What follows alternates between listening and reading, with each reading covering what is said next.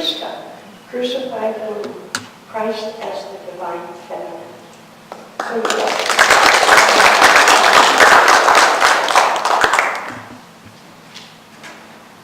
I'm really glad to be here. Turn your mic on, please. Oh, yes. I'm not used to using mics. I have a fairly loud voice.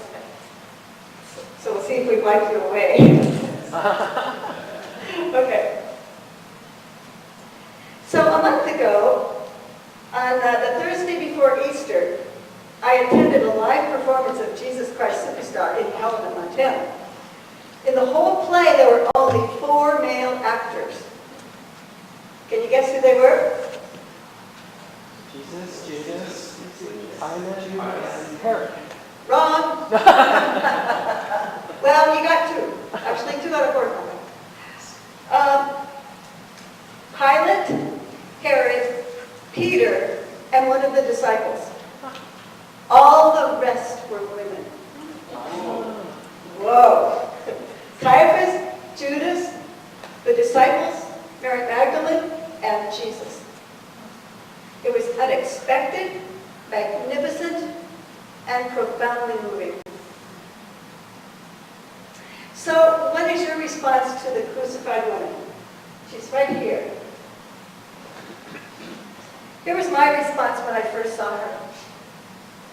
Christa, you touched me in the midst of my life, in the midst of my struggle, with the gift of your body, exposed, beautiful, painful, wounded woman.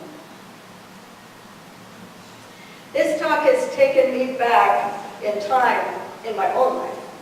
At the time these sculptures were created within a year of each other, this one in 1974 in Canada, and this one in 1975 in England. There were things going on around me. At the time, I was a wife and a mother of 5 and a student at Carroll College, heading straight into theology. In 1974, 11 women were irregularly, that was by bishops that didn't follow the rules, ordained in the Episcopal Church, and the next year there were 4 more. And in 1976, the governing body of the church approved women's ordination. And I was struggling. After all, Jesus was male, and his disciples were male, and I was against women's ordination. And then came Jean Peoples in moral theology who said, who in your life has loved you unconditionally? And for me, it was my grandmother. Oops. And then Dr. Bill Thompson, theology professor, was requiring me to read The Feminine Dimension of the Divine, or some such title, and I was appalled. But I read it, and it changed my life. So doesn't the universe have a magnificent sense of humor? I think so. In those sacred texts, in my own tradition, I discovered that in the very culture and context, that the ancient goddesses were being forcefully suppressed and their images shattered. The feminine was still to be found. So let's look at some. We just sang about one. It's my favorite song. We sang it all the time in my congregations. God is spirit. The word ruach in Hebrew is feminine. The spirit, the wind, the breath of God that swept over the waters in the creation story. Listen to the Aramaic interpretation from Neil Douglas Claus. O birther, mother, father of the cosmos, breathing life of all, respiration of all worlds. We hear you breathing in and out. So God is the cosmic creator midwife, where every created thing is the divine image, and God is the midwife of all creation. Has the rain a father? Who begets the dewdrops? What womb brings forth the ice and gives birth to the frost of heaven? Shaddai. That was translated as God Almighty. It's the God with breasts. That one. Yeah. God gives birth to humanity. You were unmindful of the rock who bore you. I'm gonna go take a break. You forgot the God who writhed in labor pains with you. In the first creation story, and there are two in Genesis, and we tend to smush them all together, God said, "Let us make humankind in our image, according to our likeness." So God created humankind in God's image. In the image of God, they were created male and female. God created them, and God blessed them. We are original blessing. In the second story in Genesis, God creates Adam and says, "I will make an ezer for you," where the first couple are created as appropriate for each other, not in submission, but suitable and equal. And whatever those couples might look like today, they are beloved and equal. Until Augustine of Hippo thought and fought his own demons. And he misinterpreted the ancient text because this story was truly about harmony and freedom and choice and very natural forms of suffering and death that come with living. Not punishment imposed by God, and not Augustine's insistence on original sin, for which women have suffered ever since. My first sermon on that text was titled, "You Can't Date Eve Anymore."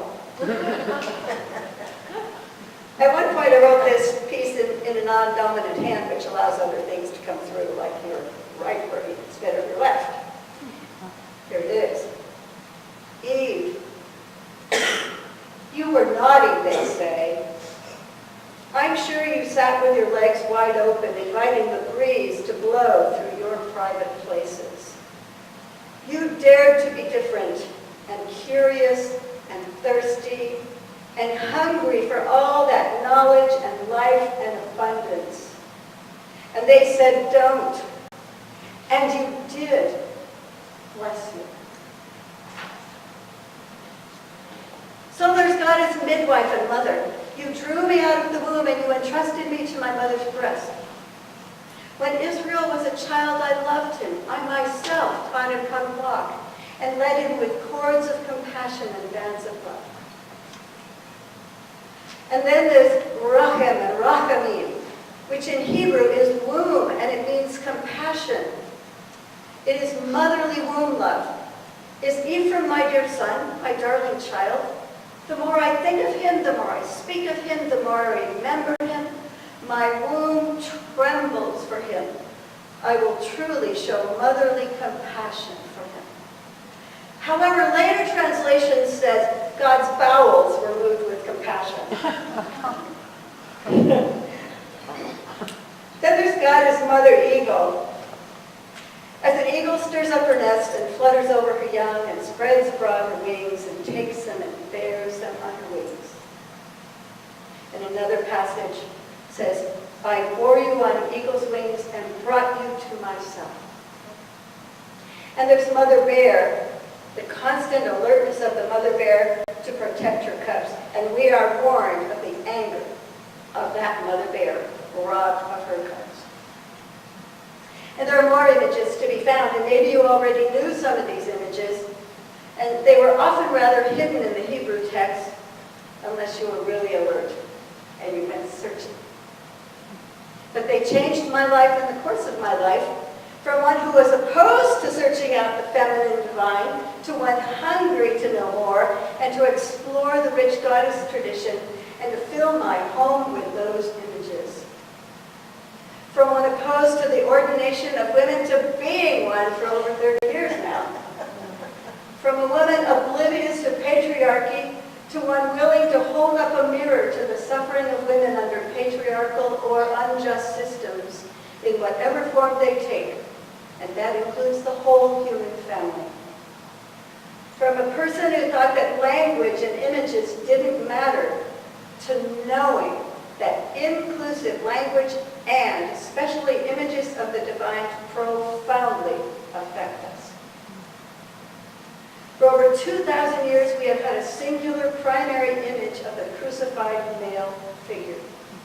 Jesus, the Christ, the human one, rabbi, master teacher, healer, truth teller, seeker of justice, provocateur of the powers that be, betrayed, arrested, abandoned, crucified.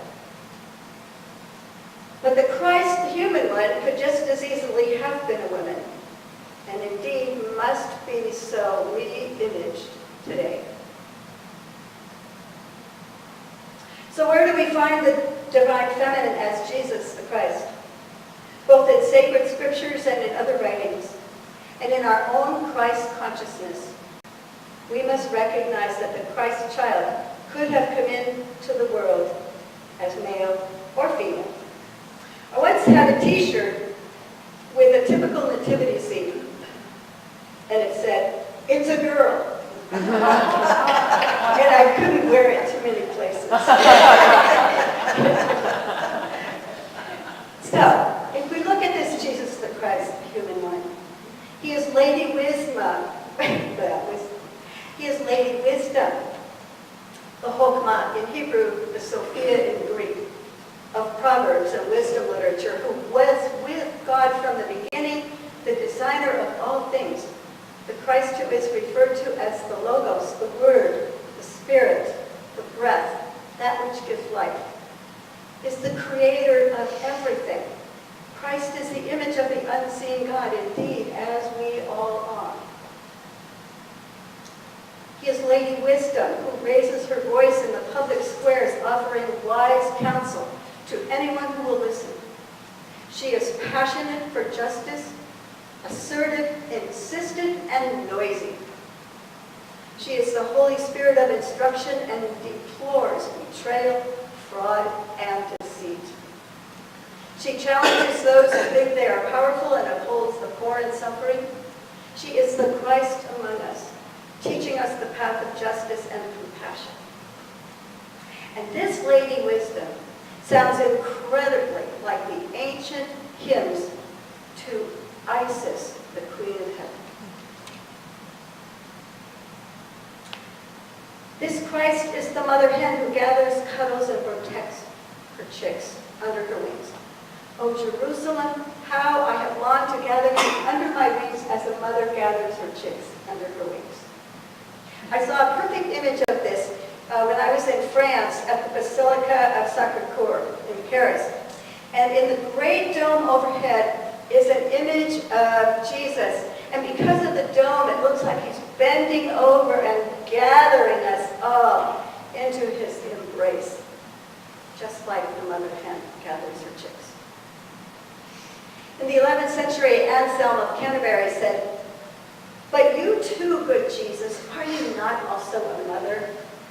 Are you not a mother who, like a hen, gathers her chicks beneath her wings? And you, my soul, run under the wings of Jesus, your mother. Ask that your wounds be healed and that comforted you might live again. Christ, my mother, you gather your chicks under your wings." And Julian of Norwich in the 14th century, she's one of my favorites. She was an English mystic. And she celebrated Mother Jesus, and we celebrate her day on May 8th, which is always near Mother's Day. And Julian is often listed with the LGBTQ saints because of her gender-bending images of Jesus. She wrote, "As truly as God is our Father, so truly is God our Mother. So Jesus Christ, who sets good against evil, is our real mother. We owe our being to him, and this is the essence of motherhood, and all the delightful, loving protection which ever follows."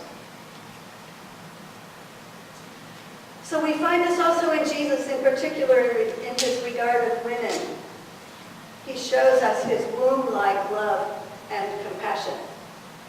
So for instance, the woman caught in adultery, when they were about to stone her to death, he said, "Let the one who is without sin be the first to cast the stone." And they hung their heads and walked away. In healing the hemorrhaging woman, considered unclean and ostracized from the community, When she reached out to touch his hem, he turned and said, "Who touched me? I felt the power go out from me." And he seeks her out, and he calls her to him, and he blesses her. In speaking unexpectedly to the woman at the well, he changed her life forever in the encounter. And we all stand at that well looking for living water, to discover that within ourselves we have those inner wells of wisdom and power and creativity and strength. He allows wealthy, independent women to follow him and willingly receives from them out of their means, and that is unheard of. He values and honors the choices of each of the sisters of Lazarus, Mary to sit and listen to him, and Martha, who preferred the duties of home and kitchen and hospitality. It's in the story where God is the woman who lost her coin, probably from her bridal headpiece, and she searches and finds it. And she searches and finds each of us in all of our sorts and conditions, and rejoices. And we find it in his love for Mary Magdalene, so much so that in the Gnostic Gospels, the male followers complain that he loves her more than them, and that he gives her secret knowledge, and he kisses her on the lips. And I remember a group of us asking our Jewish guide in Israel if he thought it was likely that Jesus was married. And he said, it would have been noteworthy in his time and culture if he wasn't. So look again at the crucified woman here. Not to deny that men also suffer. It's part and parcel of living in this human body, of living this human life. We all do. But for now, considering the suffering of women, particularly under patriarchal systems, which are alive and well today. So attitudes in history. I remember being furious in seminary, reading of the early church fathers, saying, "You are the devil's gateway, the unsealer of the forbidden tree. On your account, even the Son of God had to die." That was Tertullian. Or, in order to serve Christ, she will cease to be a woman and will be called a man.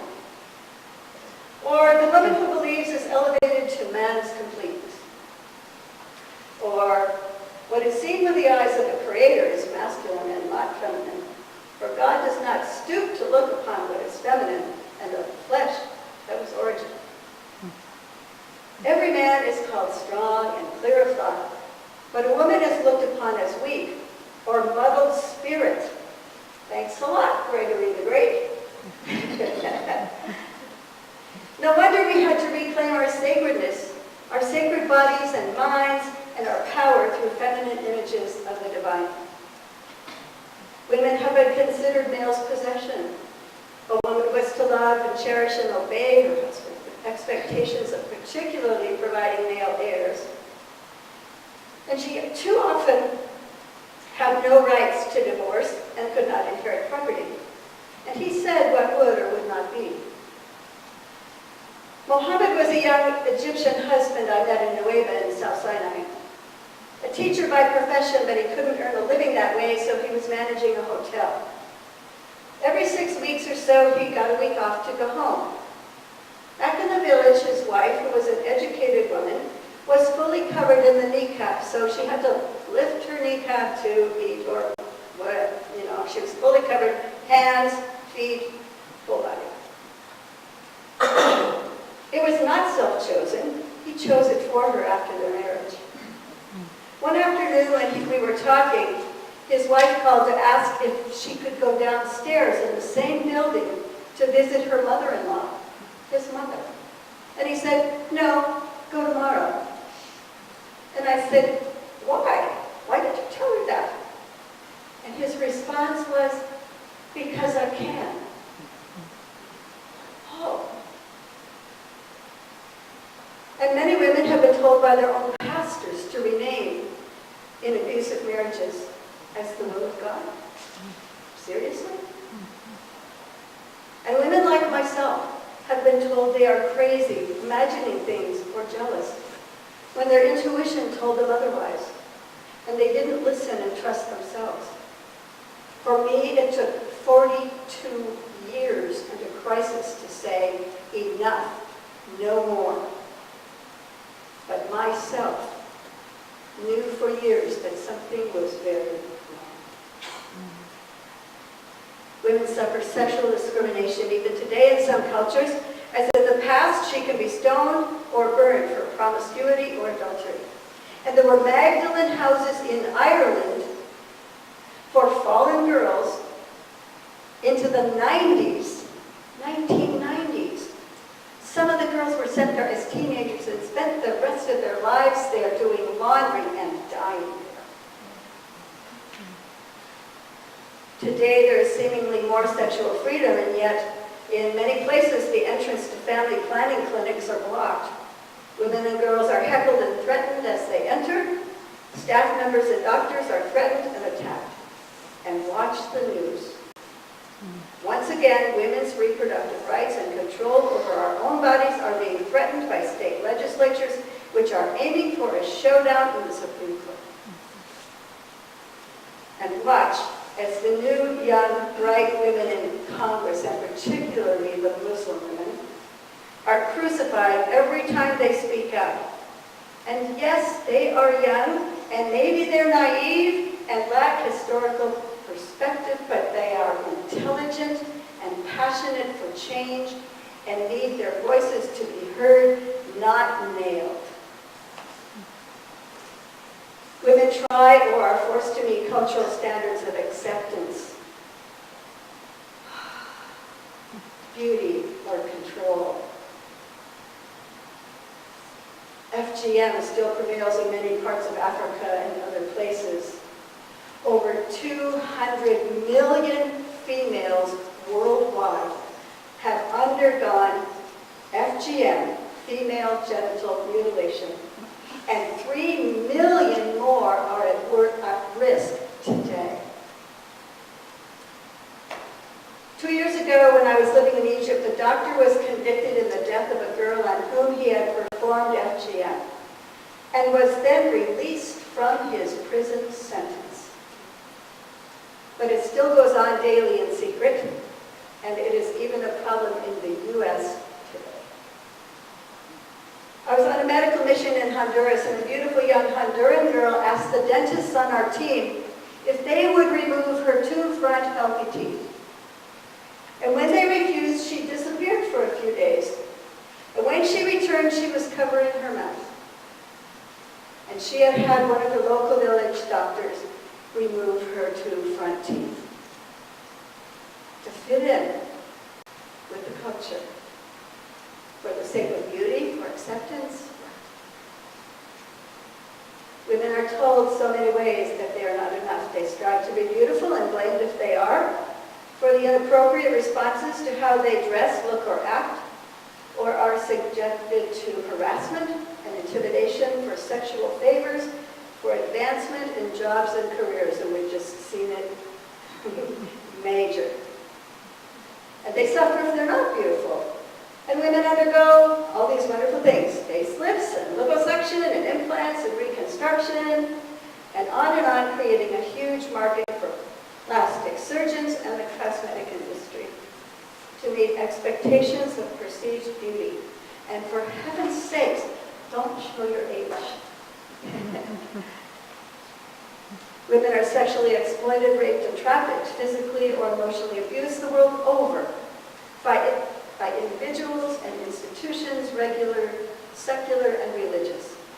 And when they have spoken up, sometimes at great risk to themselves, they have gone unheard, ignored, or not believed.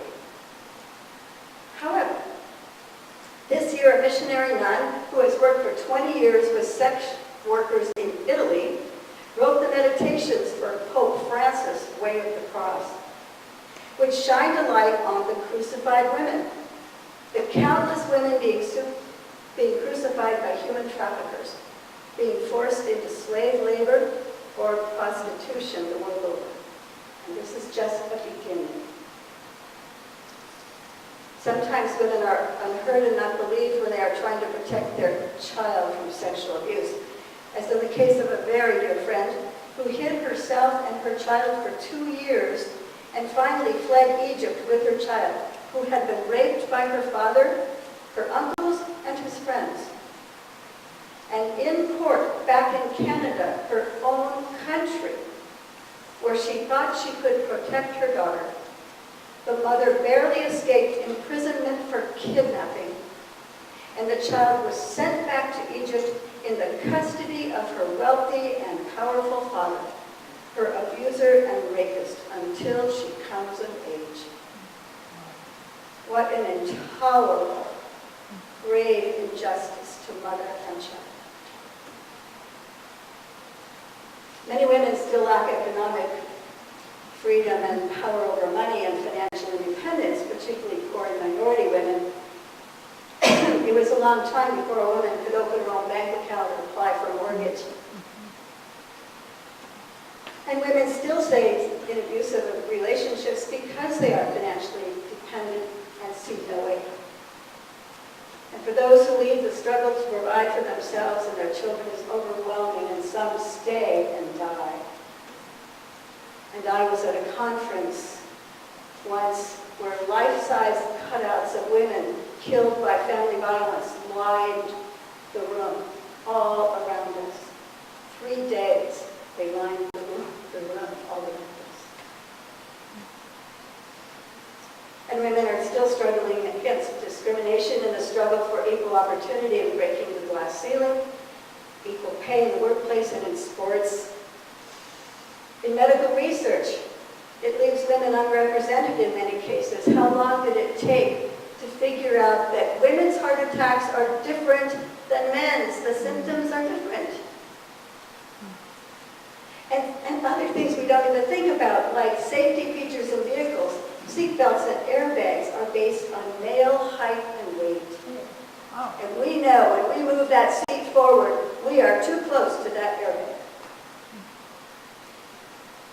And we haven't even addressed gender identity or the amplified struggles of women of color or religious diversity. Wow. So where are you in the story? You have your stories too. What is your story? And where is the good news? Because it's there. Women are no longer silent. Women are showing up in record numbers. They are protesting. They are marching. They are speaking out against all forms of injustice and discrimination. And their voices are loud and insistent, and pray to God won't be silenced. They are like Lady Wisdom as she raised her voice in the public squares. And there are some amazing men, husbands, sons, and young men, and a community of women and daughters and young girls joining in our struggles. I believe the universe is with us and for us. For all of us. We are all connected. The movement of anything and everything in the cosmos affects everything and everyone else in some way. I believe there's a growing consciousness, in spite of what we face daily in the government and the media, a collective consciousness of Christ consciousness that I believe is moving us to higher ground. If you read this wonderful book called Power versus Force, we are being called to higher grounds and elevated states of love, joy, peace, and harmony, to transcendence and bliss. And the more people share this higher consciousness, these more elevated emotions, we affect more and more people who operate in states of lower consciousness of guilt, shame, fear, aggression. And we affect them exponentially. It's amazing. And I have great hope in that, because as I come and move around in my life in circles like this, I know that this is possible. And I have great hope. So take just a moment and close your eyes. and see in your mind's eye the crucified woman. She's not a stationary figure. She turns her head and she gazes on you with the most amazing gift of unconditional love you have ever experienced. She gathers whatever your pain and your suffering may be into the depths of her heart, and she gently heals and comforts